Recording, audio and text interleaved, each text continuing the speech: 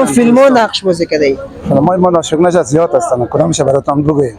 هم چند تا فیلم های محبوب تا نامش برای ما. خب همین که در سر زبان ها که فعلا از ما هست به نام زنجیر است، نقشه است، سرکش است، دیگه او شخصیت افغان است میگن او است، دیگه مرگ به نابهنگام است، دیگه شکست کوکنار است. بسیار خوب. زیاد است، کدامش نام بگیم؟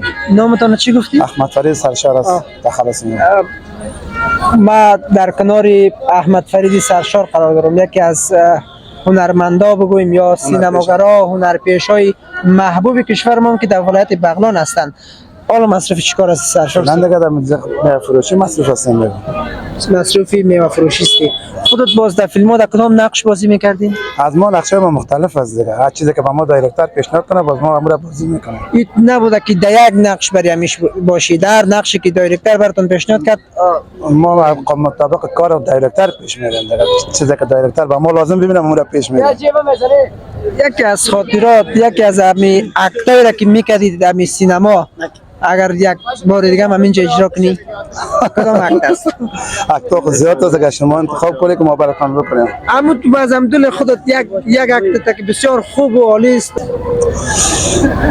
بی بچه قادر خان سر ما بسیار دول نکن، کل اگر من میپره ما را قطین اسوار روی تا بگی برو بخور برو دیگه سینما زیاد سعی نکن. بسیار عالی. قربانتان. به منای